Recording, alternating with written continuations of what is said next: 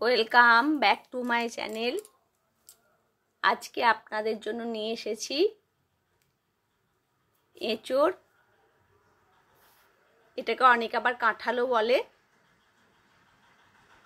এঁচোড়ের কোপ্তা।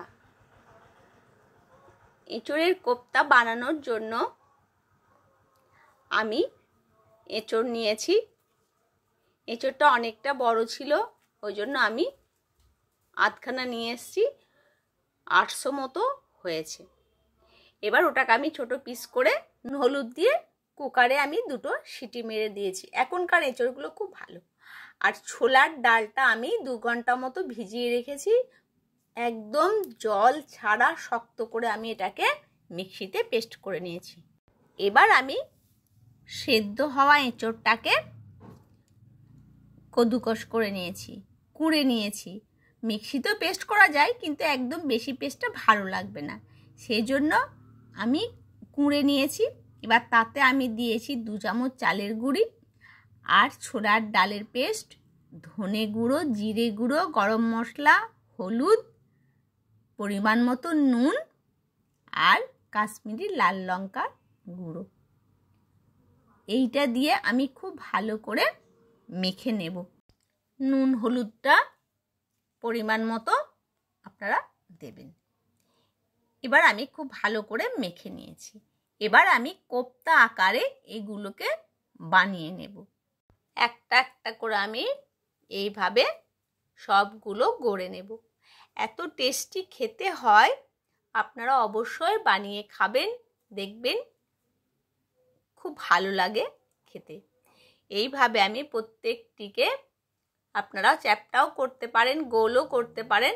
আমি একটু লম্বা করে নিয়েছি। এবার কড়াইয়ে আমি তেল গরম করতে দিয়ে দিয়েছি। প্রত্যেকটি আমার করা হয়ে গেছে। এই আকারেই আমি প্রত্যেকটি করেছি।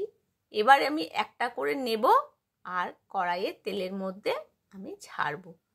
তেলটা আমার খুব ভালো গরম হয়ে গেছে। এবার আমি তেলের মধ্যে দিয়ে দিচ্ছি। একদম আঁচটাও খুব জোর থাকবে, আর সুন্দর, একদম এতটুকু ফাটছে না, কিচ্ছু না, এত সুন্দর দেখতেও লাগে, প্লাস খেতেও খুব টেস্টি হয়। এবার আমি এপিট ওপিট করে এটা আমি একটু কড়া করে ভেজে নেব। এবার আমি একটা মশলা করে নিচ্ছি। তাতে দিচ্ছি হলুদ, জিরে গুঁড়ো, ধনে গুঁড়ো আর কাশ্মীরি লঙ্কার গুঁড়ো দিয়ে সামান্য জল দিয়ে এটা আমি একটা মশলা বানিয়ে রাখলাম। এবার আমার যখন প্রত্যেকটি ভাজা হয়ে যাবে, তখন আমি এবার তুলে নেব। হয়ে গেছে, দেখুন লাল লাল হয়ে গেছে। এবার আমি এগুলো সস দিয়ে কিংবা চায়ের সাথে খেতে কিন্তু খুব ভালো লাগবে। এবার এটাকে আমি আবার মশলা করব, কিন্তু এমনিতেও সস দিয়ে কিন্তু খেতে খুব ভালোই লাগবে। তো আমার মোটামুটি এটা আমার হয়ে গেছে ভাজা। এবার আমি তুলে নিলাম। এরপরে আবার কড়াইয়ে অনেকটা তেল ছিল, তেল একটু আমি কমিয়ে দিলাম। কমিয়ে ওই তেলেই জিরে, শুকনো লঙ্কা আর তেজপাতা আমি ফোড়ন দিয়ে দিলাম। যখন আমার ফোড়নটা ভাজা হয়ে গেল, আমি দিয়ে দেব পেঁয়াজের পেস্ট। পেঁয়াজের পেস্টটা আমি ভালো করে নেড়ে নেব। এটা একটু জল জল থাকে বলে খুব ছিটকাচ্ছিল। একটু নুন আর একটু হলুদ দেওয়াতে ছিটকানোটা কিন্তু বন্ধ হয়ে গেছে। এবার আমি কালারটা সুন্দর রাখার জন্য অল্প পরিমাণে চিনি দিয়ে দিয়েছি। এবার মশলাটাকে আমি খুব ভালো করে ভেজে নেব, যাতে কোনো গন্ধ না থাকে। এবার আমি আদা বাটা দিয়ে দেব। আদা পেঁয়াজ একসঙ্গে একটু ভেজে নিলে গন্ধটা চলে যাবে। এবার যে মশলাটা আমি গুলে রেখেছিলাম, ওই মশলাটা আমি দিয়ে দিলাম। আবার ওর সাথে আমি মশলাটাকে আরেকটুখানি কষিয়ে নিচ্ছি। এবার আমি একটা টমেটো পেস্ট করে রেখেছি, এই টমেটোটা আমি এখন দিয়ে দিলাম। আবার ভালো করে আমি এই মশলাটাকে ভেজে নেব, তাহলে কাঁচা গন্ধটা থাকবে না। এবার পরিমাণ মতো আমি নুন দিয়ে দিলাম। এই টমেটোর পরিবর্তে আপনারা টক দইও দিতে পারেন।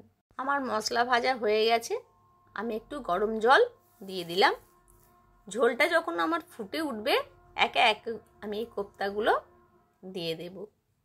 তারপরে সমস্ত কোপ্তা দেওয়ার পরে আমি আবার ঝোলটাকে খুব ভালো করে একটু 5 মিনিট মতো ফুটিয়ে নেব। আমার 5 মিনিট ফুটে গেছে, এবার আমার মোটামুটি কোপ্তা রেডি। এবার আমি আঁচটা কমিয়ে দেব। আর ঝোলটা মারলে ভালো হয়, কিন্তু খুব ঝোলটা মারবো না। ঝোলটা কি হবে, এই কোপ্তাগুলো কিন্তু ঝোলটা টেনে নেবে, ওই জন্য একটু ঝোল ঝোল আমি নামাবো। আর ওপর থেকে গরম মশলা দিয়ে দিলাম। রেডি হয়ে গেল আমার এঁচোড়ের কোপ্তা কারি। এইভাবে এঁচোড়ের কোপ্তা কারি বানিয়ে আপনারা খান, ভীষণ সুন্দর দেখতেও হয় আর খেতেও খুব ভালো লাগে। রুটি কিংবা ভাতের সাথে খুবই ভালো লাগবে। ভালো থাকবেন, সুস্থ থাকবেন। দেখা হবে আবার পরবর্তী ভিডিওতে। ব্যাস, যা হয়ে গেছে।